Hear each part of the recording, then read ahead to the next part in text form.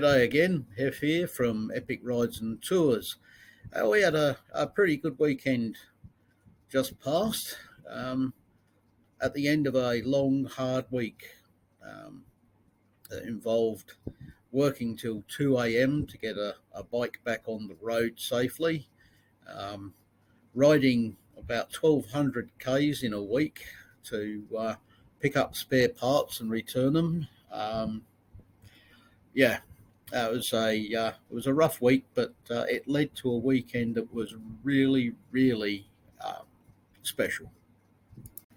The first of our rides was just a single bike ride. Young Katherine from Canada land.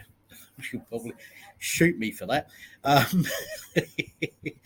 We took her on a ride from Warhope down to Old Bottle Butt, which is a favourite local spot. And as you can see, she enjoyed the ride. Got her bouncing out of the sidecar and onto the bike and giving the thumbs up. Actually, she was a really, really great passenger to have. Thoroughly enjoyed the ride. And as you'll see later on, she also got to see something pretty special. And here she is, gazing up in wonderment at Old Bottle Butt. You can't see Old Bottle Butt in this photo because we needed to take it in Panavision. And that was nothing to do with me. Yes. It looks like she's choking, but actually she was just laughing because I got this habit of pointing the video or the mobile in the direction of our riders and saying, "Say axle grease." And for some reason, she thought it was funny. There you go. Beautiful. And the second ride we did was actually on Monday, so officially not the weekend, but what the heck. This was for somebody who comes from South Canada land, and they'll slap me for that as well, from the United States. Lovely lady Glennis on the right of the photo booked this for her sister, Donna, and brother-in-law, Roger, who are left and middle of the photo, respectively. They arrived absolutely determined to have a good time, and they really did. Well, the ride with Roger and Donna took us along the Oxley Highway. We went through Long Flat, and a little bit before we got to Ellenborough, there's a turn off for Kindy. And of course, locals will know the Kindy Bridge, which is a wooden suspension bridge. It's supposed to be the largest one in the Southern Hemisphere. I suspect it's actually the only one in the Southern Hemisphere, but it's about 85 or 86 years old now. It's still well used, although you can only drive along it in one direction at a time. So you've got to wait for traffic coming the other way before you can actually get on the bridge. It's pretty narrow. But again, a worthwhile sight. And then we zodded off back onto the Oxley Highway and headed for Ellenborough. Ellenborough? I really do need a channel for bloopers. Okay, again, locals will recognise Ellenborough. When you reach Ellenborough, there's two options, actually three options. One, continue. Two, turn right to Ellenborough Reserve, which is a sort of free camping ground area. Or two, turn left along Toms Creek Road. And that is just a beautiful ride through mostly pasture land and state forest, farms all over the place, cattle all over the place. And we did actually have to make our way through a couple of small herds of cattle.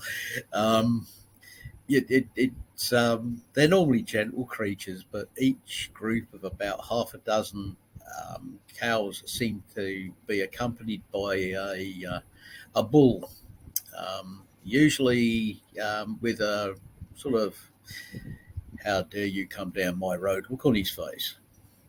But we got past all that safely without causing any injury to ourselves or our bikes or even the cattle. And one of the things we do along this particular run is we stop off at a man-made platform of packed earth. It's I'm not sure, but I'm thinking that it's used for a couple of reasons. It would be a perfect helipad, and it would also be a perfect place for the RFS, Rural Fire Service, to put a wall buoy, which is basically an inflatable tank which takes about 30,000 litres or more of water, and that would allow firefighting helicopters to fill up their buckets and whiz off to dampen a fire down, or even RFS trucks to fill up their tanks. It's a really a good place to stop, and in hot weather, our I've got Big Ben in the background. Somebody's phoning me.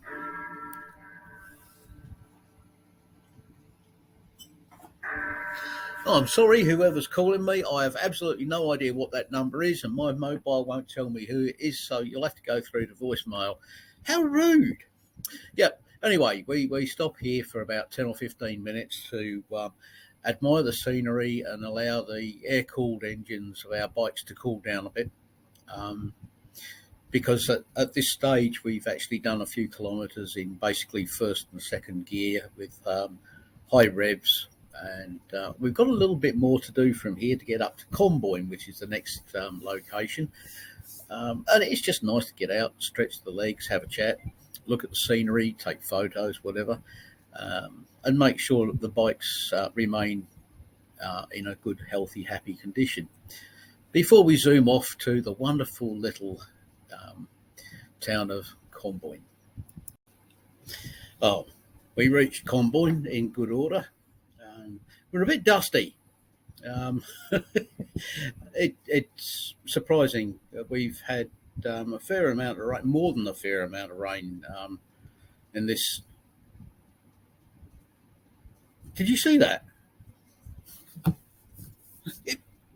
Somebody just walked right behind me while I'm on camera. I mean, it's bad enough. I'm getting mobile phone calls.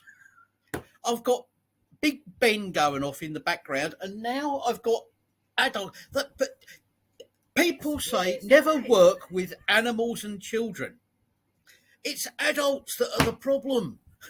You told me you didn't want your oven mug on the camera. Pack it in, will you, woman? We're entertaining people here. We can't do that. No. Okay, so we arrived at Comboyne. Now, Tom's Creek Road, for those who've been on it, will know there's about 20 k's of unutterably beautiful scenery and dirt track. So, of course, it's a bit bumpy, but I can tell you now that once you get off of there, that's a beautiful road, Innisview Road, that winds through farmland towards Comboyne. But the last couple of kilometres of that road, oh, good grief. Honestly, I do. I need a bloopers channel. I need a bloopers channel. I'm going to be... You heard it here first, folks. Anyway, that bit of tarmac road has been patched up that many times that it's actually rougher than the dirt track. So anyway, we arrived in Comboyne, and we parked up outside the information centre here. Sadly, on a Monday, the other cow cafe, which I truly love, is closed. The beautiful people who run it, Chris and Mary Holstein, and there's me dog barking to be let in. I mean, I'm going to have to get myself an office, aren't I? Yeah, but yeah, they're truly wonderful people, and I'm sorry that they weren't open for Roger and Donna. I'm sure they would have absolutely loved a small meal there, but we ended up getting ourselves a drink, coffee for me and Justin at the Servo, which is actually a pretty nice little place of its own. And yeah, I always love it when we have customers who feel relaxed enough and have enjoyed themselves enough to have a bit of a skylark. And definitely, Roger and Donna had a good skylark. Yeah, and then we delivered our still very happy passengers back to the safe hands of Glenys and her husband Eugene in Lake Catoi, and had to take our leave. Um, it was a great day. It really was. We went overtime by a couple of hours, but anyone who knows me knows that's what I do. Um, I've got this habit of going along one road and thinking, hang on, we could go off here and show them something different. They'll love to see this. And Justin's no different, because that's why we ended up at Kindy. We were hurtling along the Oxley Highway, and he suddenly turned right on the Kindy Road. I knew what he was doing. But yeah, a little bit of spontaneity, a lot of fun, and not only do the customers come home happy at the end of the day, but Justin and I get home. I'm buzzing. I tell everyone that I'm a couple of inches off the floor as I float in through the garage. And Beth feeds off that. She gets the good vibes. It is just one of those jobs, and we love doing it, and we love sharing it with you. Thanks for watching. See you next time.